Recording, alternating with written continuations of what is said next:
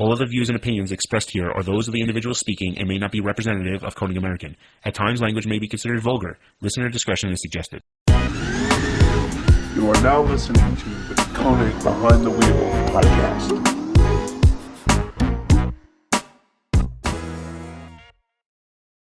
What's going on? I'm Scott from Konig, and with me is the famous Trevor Jameson. I'm not. You're famous. You're The famous. car's famous. You're like YouTube famous. Awesome famous. Maybe, Yeah. maybe in certain ways, but If you don't know Trevor's channel, you're probably missing out. But he's at Motionautotv, and behind us is his Supra. So we'll talk about it in a few minutes. I think what's interesting is let's go back a little bit. Before, because I want to talk about how we kind of connected. Yeah. But before we even get in there, I'd really like to talk about kind of what brought you into the YouTube space, right? So actually a long time ago. So I started the channel in 2010. Right. And so it's been around a long time. Right. And before that, I even was making random videos on another channel, like riding my dirt bike, doing wheelies. Like Okay. Long time ago, there was like a Craigslist HTML post, and I was trying to sell my dirt bike. So like. Okay. I stole this HTML thing and like uploaded a video of the dirt bike and then like linked it, embedded it on the HTML Craigslist ad to like try and sell it. And so that was one of the things that I did. And then so that video actually got like 100,000 views, like way back in the day, like, which was insane. Right. And so it was always just me and my buddies farting around on dirt bikes. And then I finally had a 72, still have a 72 Datsun 510 that I got when I was, when I was 14 years old. It was actually my great grandma's car. She bought it new in the town that we live in. Like original, found the window sticker under the seat, and so that's in my garage at home. But it has SR and all that stuff now. But it was one of those things where my dad was always into, like, not into. He worked on cars. He wasn't into cars. Like wasn't doing like performance stuff. And most of the time it was just like oil changes in the driveway and diff service, brakes, stuff like that. And then so I got that 72 510. It was a manual, 4-cylinder car, rear-wheel drive. So obviously I started looking up all the stuff. I was 14. I didn't know anything about Datsun.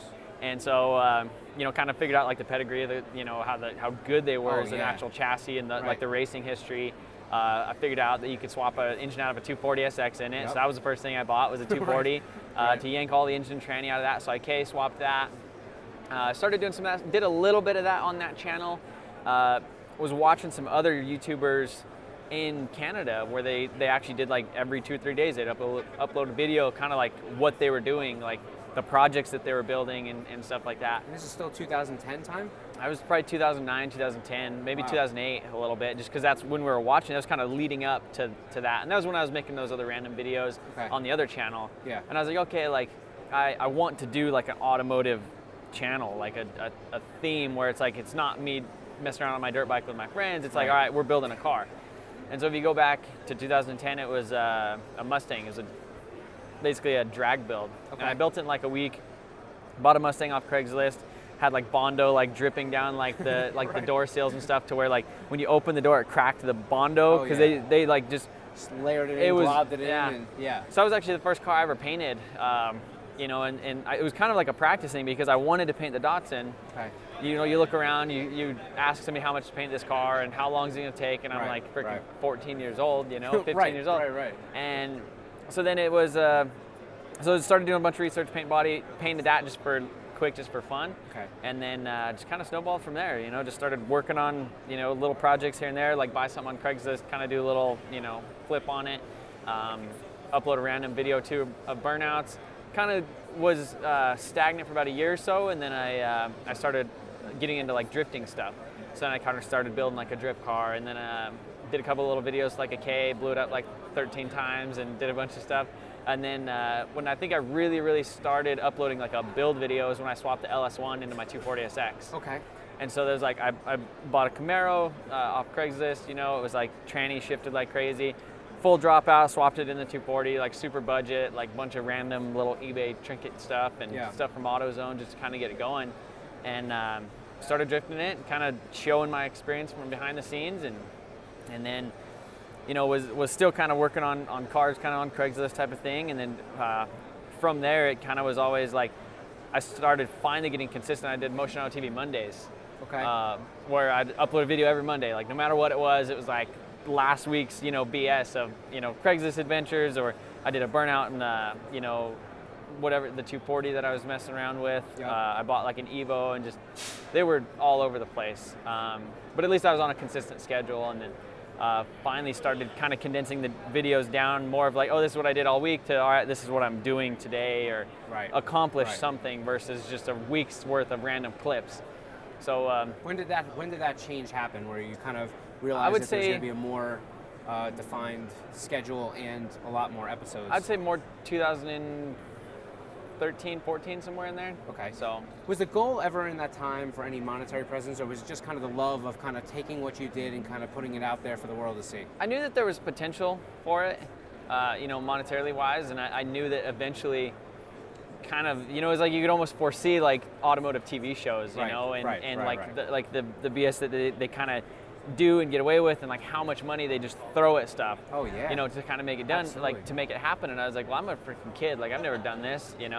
I can't do that. Like I don't have a shop with 10 freaking lifts. And I mean, it's escalating. Like but like we're getting closer to that now. Yeah. But it was one of those things back in the day to where that was just, it was kind of unattainable. It was like, I'm just in my garage doing this, and I kind of want to share it. There's a lot of stuff with build threads too. Right.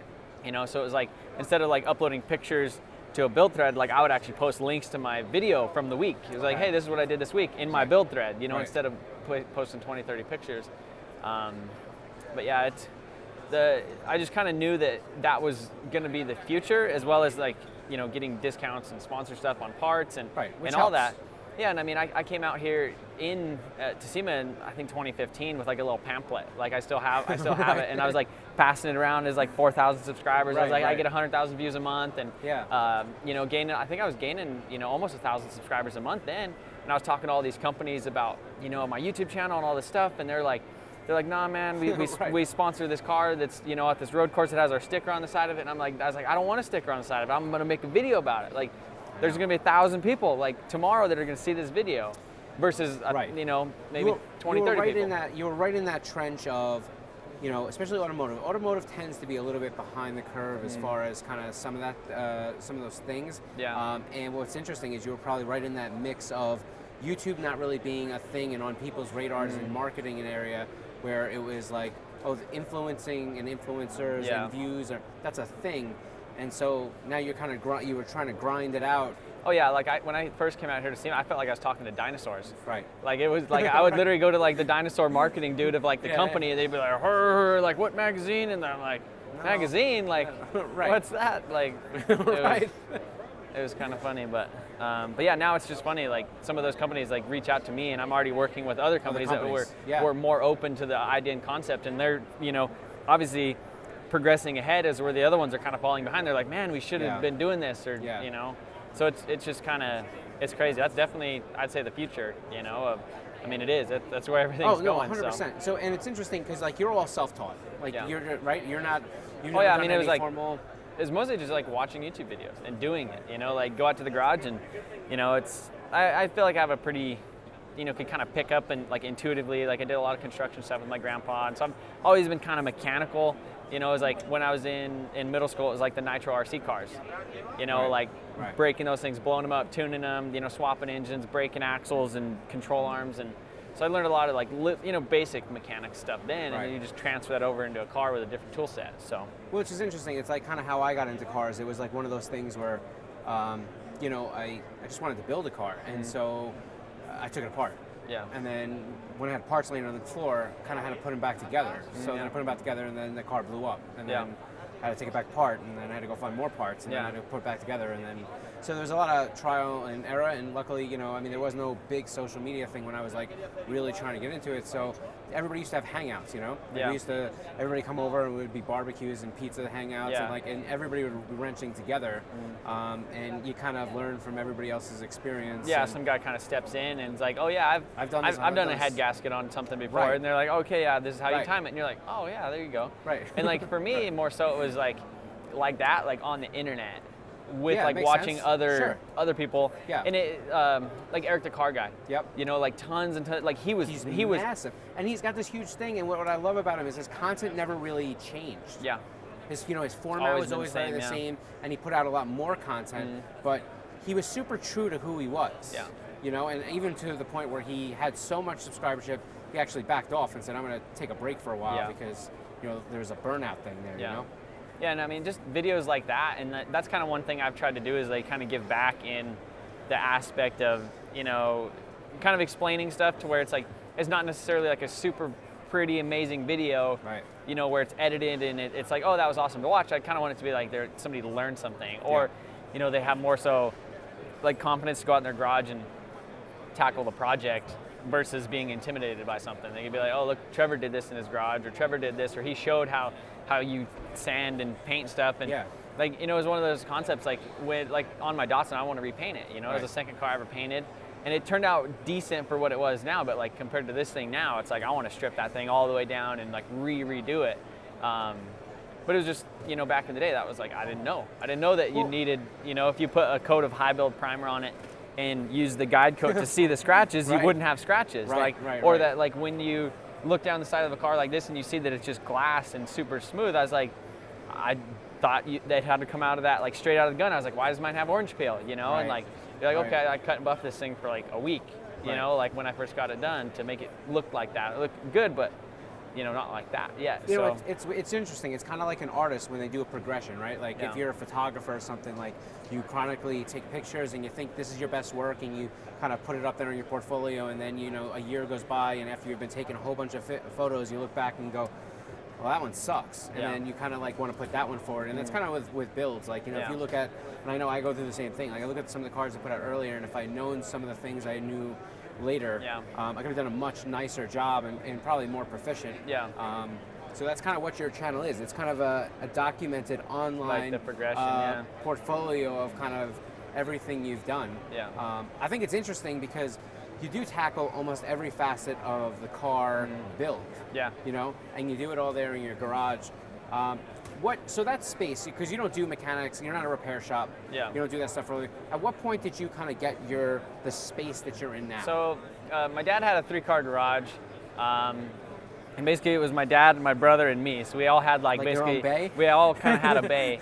And we were all kind of doing stuff on Craigslist. It was like, okay, I buy a Honda Civic for $500 that, you know, has a blown head gasket or whatever. Fix it up, flip it, do all that type of stuff. Well, then it just kind of turned into where our house was like this freaking used car lot, like my dad's cars, my brother's cars, my cars, you know, and it was like I was trying to paint something in there. My brother was trying to do a head gasket. My dad was trying to do like a transmission or something. And they were like, oh, you're painting stuff over here, and it looks like a freaking used car lot outside. And so it was one of those things where I needed more space, because you would get a car in and you'd start working on it, and you're like, okay, well, I can't do anything till next week when I get these parts. But I don't want to push it outside, but I don't want to sit idle for a week. So I started looking around for shops and stuff, and just kind of came into that one, and that's what it was. Is like I was working on Craigslist stuff and flipping kind of cars out of there, and you know, pick up trucks and all that stuff, and you know, you pick it up, you figure out what it needs, you order all the parts, you wait a week, you get another one, and you put 3 of them next to each other, and then you just kind of get them all, and that's kind of where it came from. And then I started, like I said, doing the Motionautotv Mondays, and just kind of uploading consistent, like the performance side, or, you know, the 240, and not necessarily doing the Craigslist stuff on there. And you know, and then it just kind of turned into more interest in that, trying to make cars go faster and faster, and, you know, different projects, and they escalated a little bit more, and kind of, you know, transitioned out of, you know, working on those type of cars and just more so performance, and kind of, you know, like vlogging my adventure, you know, like my whole process. And, you know, it's definitely been. Where do you see your channel, kind of what you're doing around the channel basis and the brand that you're building, because you are building a brand. I mean, you know, even if it's not your full out set on intention, like that seems to be what happens, you know what I mean? Where do you see yourself going, you know, 1 year, a few years down the line? Where do you hope it gets to for you? I don't know. I mean, I think just on maybe a bigger scale, like not necessarily, you know, me doing all of the work like yourself all the time, you know, because that's really, really exhausting. Like we have Ty now, and you know, he helps me film and edit and do a lot of stuff which now. Which is a big part to being able to turn out that much content. Yeah, and it's so different too. Like just doing B-roll shots of me working on the cars. Like he's over there filming stuff and seeing stuff and moving the time-lapse camera. Rather than have to like stick a camera, a GoPro in your mouth and try to like record it with your hands or something. And then he's answering emails and doing other stuff. So it's like I could get to the shop and I could get started, versus, oh, I got to the shop, now I got to run through my emails for an hour or two, and then I got to edit a video, and then I got to tag title and up the, it's just, there's a lot of social media stuff with that. I think I would like to kind of have like another like actual hands-on like helper guy, almost even something that you could kind of teach, along the way, and that way you could kind of really bang out projects and do stuff, and then maybe I could kind of get more of my ideas actually done. And well, and I think that's kind of what Chris from BS for Build kind of went through, and now he's got a couple guys, especially that roll in when he has these big projects going on. But like, it's a matter of you almost balance your content, right? Because you get that point where you're turning out a lot of content, you have a lot of projects, you have a lot of things you want to do, but in real car building, a lot of these processes, they take a long time. And you don't want to have a video for 3 days about one wiring harness, right? Like, you're trying to condense it, but it takes a lot of time to film and put that thing together, and to be able to do that, you kind of need all hands on deck, right? So that's really interesting. And that was one thing, like when I was doing this car, is it was kind of a meme on the channel. I had like 20 primer videos. Because I mean, it takes a long time to get it like that nice, to get the bodywork that straight and all the corners and crevices and stuff. So so your focus kind of going forward is maybe putting together a team. I'd say definitely more of a team. I mean, doing all this stuff you can't, especially trying to scale it. I mean, I could keep it what it is for now, but you kind of get bored with that. It's like just with your car builds and stuff, you want to escalate it, you want to go crazy and bigger and bigger and bigger. And I'd eventually like to own my own building and do some stuff like that. More lifestyle stuff, get some real estate, kind of under my belt, and 100%. like more future-proof things, than the YouTube side of things. But what I like, first off, what I really like about you and the relationship we've built is kind of you're exactly who you are in front of the camera as well as behind, right? Not every YouTuber's like that, so I think that's pretty cool. So I think what's interesting, for anybody that's watching out there, is what you see with Trevor on film. It's pretty true to real life, right? Like there's no antics there. Well, that's what some people have told me when they meet me. They're like, dude, you're like the same in the videos. Same exactly in the videos. And I mean, it's because I am who I am, like in the videos. I don't try to every once in a while I'll like act a little extra excited just to kind of be be funny, like just kind of act like I'm a YouTuber or something like that. But I think I do kind of talk a little bit different like in the videos, just because I feel like I want to be pronounced and clear and concise, or I ramble or stuff like that. But I mean, I think for the most part, I just kind of am who I am. Like, and because you bring another element in that some people don't, which is your family life.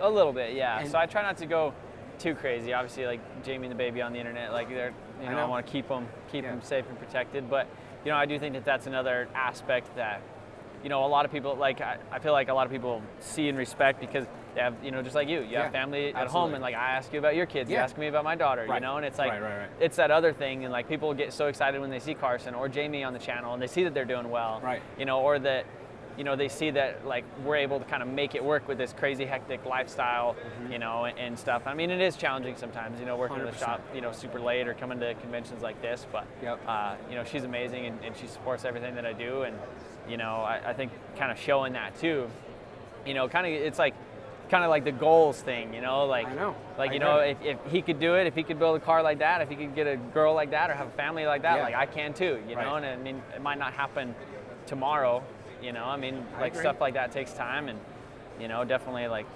self-worth and education and like kind of grit to get to the top is kind of how you get that type of stuff. And and it's interesting though, because like you talk about Jamie, and I think like this is the one time I think she really deserves so much credit, right? Because not only does she support you, and I know she helps you with little projects here and there and things like that, but like it really is important, like especially like I know for me, and I know especially for you, you're traveling, you're at the shop late, you do different things, having a family, like these are the people, like my wife and your wife, they're at home holding it down, and my wife works, and then like I know Jamie works super hard with you to kind of be behind you and your brand, but having a family and being kind of this tripod, you know what I mean, that rock that holds the family together, it's like super important. You wouldn't be able to do what you do without her. And there's less purpose behind it too. Right. If kind of without that, you're like almost kind of selfish, but like now you're kind of selfish for the family, and like trying to make that work, and like what can I do for my family to make this better, for our lifestyle or whatever, So it's always interesting, and it's hard not to spoil little baby Carson, you know, because she, Yeah.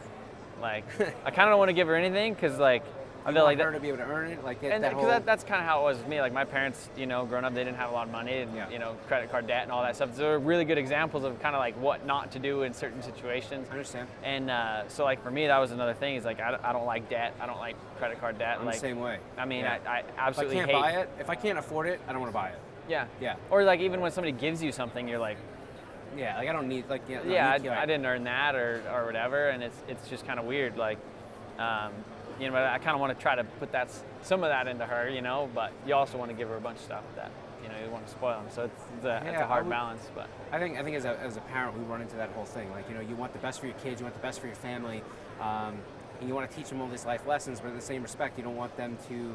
You kind of remember everything that you may not have had or that you wanted, and you're like in that position where you could give it. So you like balance that.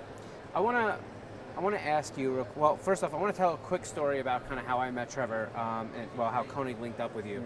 Actually, I met you through Adam LZ, but not like an intro. Yeah. Adam was here, we were hanging out a couple years ago, and you were kind of just here talking to Adam, and we linked up, I gave you a card.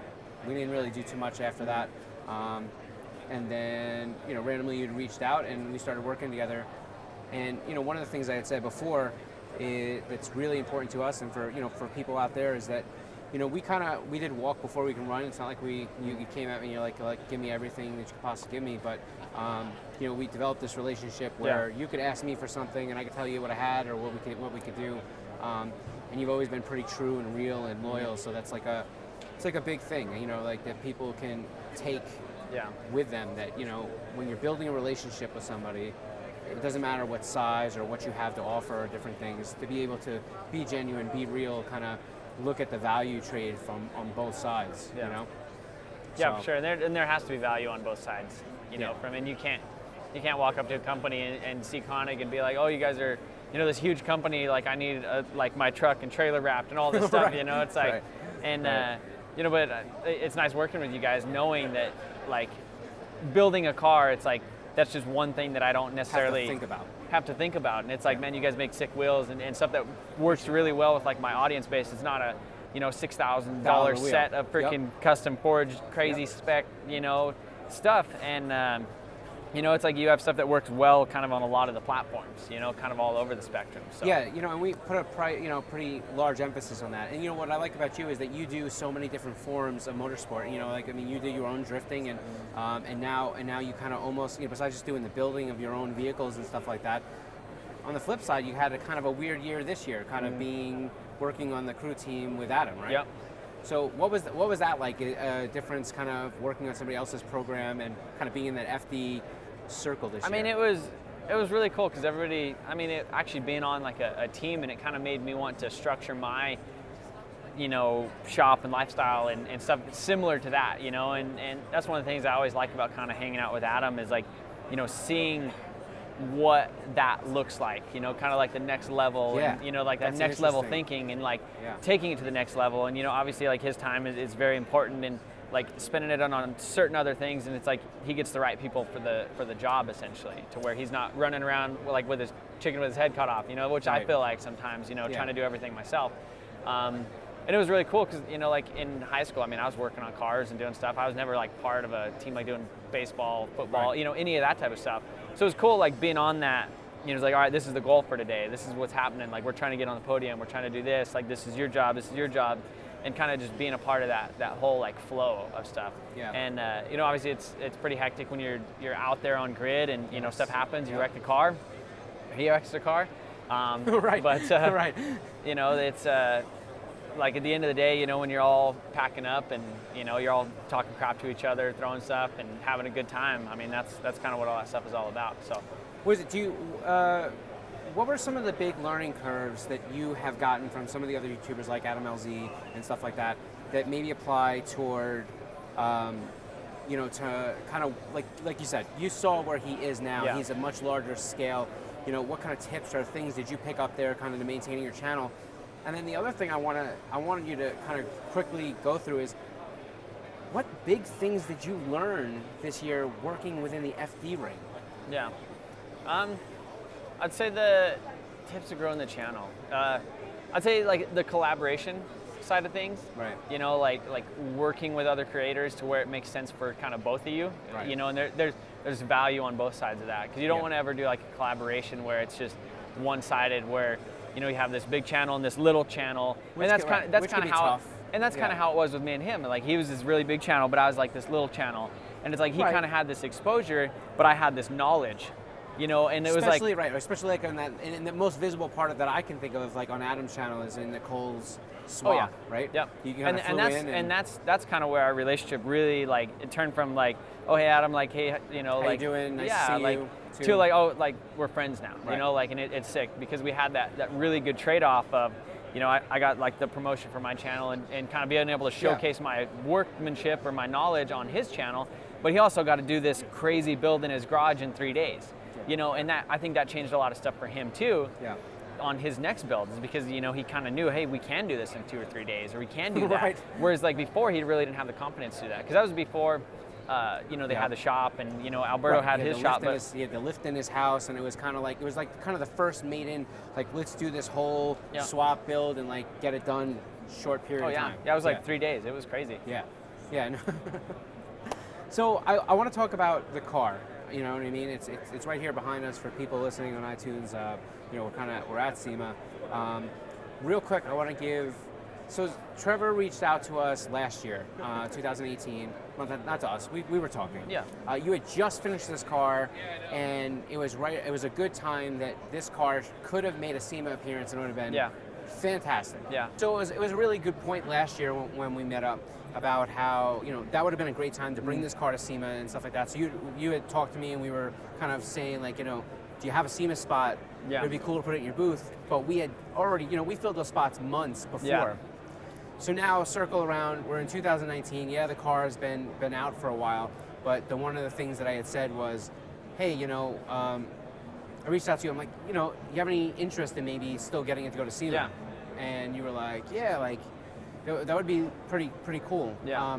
And I have to tell you, having it in the booth is awesome. Yeah. Because I know what this car really meant for you and for your channel, and I also know that, like, it was great being able to be on this car from the beginning, you know, into this build. Yeah. So, I don't know, what was it like, kind of having it at SEMA? Because this is like the first time. It's kind of like, you know, obviously the build took about 2 years. Right. I really wish I'd have been of kind of push and get it done in about a year. So I initially painted it all red, had some issues with the paint, got discouraged. It sat for like 6 months, not doing much.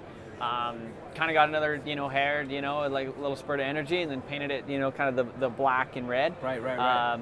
Did the vinyl, and I mean, it was like a whole, you know, my fire was lit again. So, Right.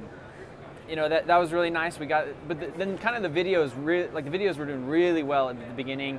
Tapered off. Well, it was And a long build. Yeah, Yeah. It just took too long, you know. Yeah. It's attention span, and then, you know, in between I bought a bunch of random cars, did, Right. you know, weird stuff. Yeah. So I've learned to focus a lot more Right. on, you know, kind of completing a build, and, you know, like the Civic was a great example. Yeah. But having this car, you know, recently we had the 10-minute video that did like freaking insane, Exploded. like 12 million views in like 2 months. Yeah. It did 10 million views within like 2 weeks, which was absolutely insane.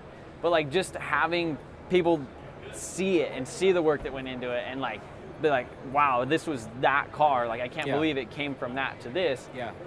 Having it at SEMA is kind of like the cherry on top, you know. And it's awesome having you here. Yeah.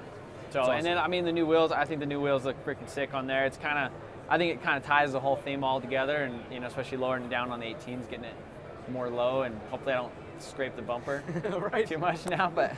No, it's cool. I mean, you know, we did a new hypergram finish with dark metallic center and a machine lip. So it's pretty polar opposite to kind of what we've done. Yeah, the full painted before. stuff. Yeah. So that's interesting. I want to talk about the car for a little bit, right? Yeah. So let's talk about. This is obviously a 2JZ car. There's Yeah. nothing silly like a LS in this car, but built motor, right? No, so it's all stock. Stock. Basically, valve springs. Okay. Valve springs, retainers, and head studs. Okay, no cams. So give me a quick mod list breakdown for power. So yeah, so initially the car is an NA NA 5-speed, so it's Okay. naturally aspirated, Okay. NA 2J. Yep. Obviously, when I got this, no wheels, tires, brakes, axle, suspension, glass, interior, anything. Yeah, I mean, like, and if you don't know, like, run over to your channel and watch that 10-minute video. Yeah. We've been looping it behind your car at SEMA Yeah. all week, so people really can get a connection with, like, this was not like, hey, I bought a nice Supra for 25 grand. And then built it. Right. No, this Yeah. was a car that was, I mean, fit for a junkyard. Yeah. Oh, yeah. I mean, And so that was one of the things too, is like coming from the 240 side, you're like, okay, I know how to swap an engine in something. I know how to make an engine work in that. I don't need to buy one that has an engine in it because, Right. you know, obviously I could pick up a 2J from an importer. right, of course. Slap it in, it's 2J and a Supra, it's like, it makes sense. No and problem, then yeah. we're calling Collins adapters on the adapter plate to get the Nissan 350Z tranny in there. CD09? Yeah, so it has the, you know, the actual 6-speed and stuff. So it's like, it's kind of like a really budget-ish,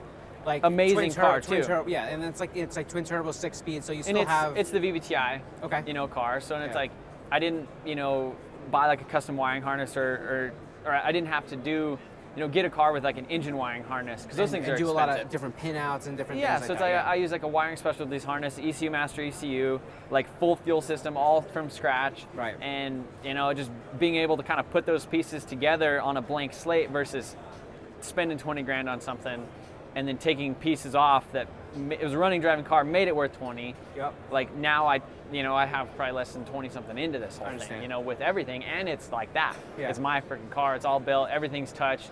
You know, it's kind of how you would build one of those cars anyhow. Yeah, I mean, everything's touched. I mean, when you go look at the engine bay, the one thing you'll know is, I mean, you really did that clean tub in the front of Yeah. the strut tower and kind of. Well, that's you because know, I had to. because it was that messed up. Yeah, it was so messed up. It was like there's no other option But to what's do interesting that. is Yeah. it makes the car look Yeah. that much better. Yeah. You know what I mean? So like, it's weird that, you know, that kind of was forced into by the fact that the car was damaged so badly, and like, Yeah. it would have been a nightmare to probably smooth that metal. And then, you know, since the car was in such bad shape, I wasn't scared to do that. I wasn't cutting up a twin turbo 6-speed car that's Right. worth freaking $100 and some thousand. Right. It was like, this thing was meant for the junkyard. I could do Yeah. whatever I want to it. It's my Right. freaking Supra, you know. Right. And that's kind of been the theme of this whole build. Is like, if you know, people think there's questionable things, or you know, they don't like the paint color, they wouldn't do this or they wouldn't do that because it's a Supra. It's like, well, I don't care. It's like mine. Like, Right. at the end of the day, it's a Supra, you Yeah. know, and it runs and drives and makes 2J noises, does burnouts, and you know, like it's. That's what I wanted it for. You So know? let's quickly go through the mods. What kind of suspension we have in the car? So we have BC Racing coilovers. You know, their DS series, the digressive system. Yeah, the digressive stuff. We have the obviously Collins adapter kit, Okay. twin plate clutch. Yep. Basically stock 2JZ GT VVTi, ECU Master EMU black. Yep. Wiring specialties harness, full Deechworks fuel system. Right. We have Radium? radium in-tank fuel hanger Okay. with dual. I think Dual the pumps? DW 300s or three. Yeah, I think so, it's the DW 300 pumps. That's a lot. So we upgrade the lines. Did we go to like a dash 8 or something like that? Yeah, or? so it's dash 8 feed, all PTFE with a six dash 8 feed, Dash 6 6 return with a flex fuel sensor tied in an ECU Master. Oh, nice. So you can run flex fuel and, Yep. and kind of not have to worry about Yep. the variance that you'll get from the pump. And we have the 2 pumps staged in too. Okay. So it's like as soon as we hit like 1 pound to boost, like the other pump kicks other on, pump so you kicks have more on. pressure. Yep. Yeah. Well, that's good because it's like it's an in-tank offering. You don't have to Yep. get into having a fuel cell or anything silly for your car. You can still run on the street, still stock filler neck, anything like Yep. that. So you don't get into that whole, Yep. you know, weird thing. Yeah, all in the trunk. gauges and stuff work, and I Right. mean it's sick. So. And that's the beautiful part about the wiring, the specialty Yeah. wiring harness. So mine's actually kind of the universal one, so I basically had to tie some stuff out of there. And with the CD09 getting a speed signal, I basically had to wire it into the ABS sensor, Is that right? take the signal into the ECU, input it, do a little calculation, and then spit it out to the speedometer Oh, okay. to make it work. But I mean, all Yeah. that stuff, you know, then now I could have stuff with traction control and do stuff like that. So. And then eventually it probably has control like boost by gear or something Yeah, like so that. we have basically a rotary switch in there. So we have 6 settings Okay. for that. Right now I have a BTI, which is a can gauge. Okay. So it's Yeah, I've basically seen that. like It's pretty dope. 100 freaking Gauges in, like, one gauge. It just Yeah. uses a can stream. So I don't have to have 300 gauges all over the dash. It's like Super clean. one little thing right in the clock. Yeah. Like where the clock used to go. So Yeah, so that's awesome. Exhaust, custom built, all that yeah, stuff. it's used a bunch of vibrant stuff, made it myself, intercooler piping, all that stuff with myself. You know, so got yeah, kind so of you a have like the Wiggins clamp Yeah. type thing. They're Vibrant's Yeah. proprietary clamp, which is So and then awesome. we got my buddy at Creative Autos Designs. He helped build the headlights with the custom, you know, angel eyes and like the little tornado looking things. And Right. So you have all the crazy colors you could do. I have the Shine Auto like body kit type stuff on it. A lot of interior parts from a wrecked car. I basically had to buy a whole other car just to steal like the HVAC and dash stuff, and all like tons and tons of nuts and bolts all the way around this thing were just from that car. Yeah. And so I was really fortunate to find that car and actually be able to buy it, because like otherwise this thing would be, it'd probably be more on the race car spec. I understand, because you're running out of that whole ability to source the things that actually make the like car these nice. things are insane. Like I was trying to buy HVAC stuff underneath the dash, $4,000. Yeah. I was like, well, it's good because there wasn't that many, and now they're now whatever was left of all those cars being. And left-hand drive is insane. Right. Like, because they made the least left-hand drives out of everything. So That makes sense. Most cars are probably in Japan, right-hand drive kind of stuff. And the other thing that I really love, hardtop too. Right. So okay. Yeah. that's another So you're thing. not a big fan of the Targa. No. Okay. No. From what I hear, is they're just really flexy and do a lot of makes stuff. sense. You take the middle out of the car. I mean, it just looks so much better. Super clean. You know. Yeah. It looks nice. So. No, the car is awesome. The car came out great. Power-wise, give me. So made 580 wheel horsepower. It's tuned by Amtech Performance in Colorado. So made 580 wheel horse on a Mustang dyno. So a little kind of heartbreak dyno, whatever, compared to dyno jet type stuff. But probably a dyno jet 650 type number. Yeah, and so it's at a quarter mile time it ran a 11:15 at 135. Okay. So and the car weighs like 3,400 pounds, almost 3,500 with me in it. So. What kind of reaction time? What kind of 60 foot? I mean? Oh, the 60 foot I think was 155. Okay. Something. So, and that was with the 20s on there too. right, and because right now you have 18s on the car. We did 1811s in the rear, 18 9.5s in the front. You're running Nittos, right? Yeah, the NTO5s. Yeah. So it's interesting. I mean, you probably have a lot of room for improvement even there. And I'm sure you even have a little power tweaking that possibly could happen. So it's pretty good. Listen, I don't think I'll hold you anymore, man. We got so much. I appreciate you taking the time to kind of do this. Well, I appreciate you guys this. actually having me out and give me the opportunity to kind of showcase this. At the show. I mean, just watching everybody around, taking pictures and talking to me about it, and tagging me on Instagram and all that stuff. It's sick. So you know what? You're such a genuine dude. Honestly, I can say this wholeheartedly. We have enjoyed profusely being a small part of your channel and your build.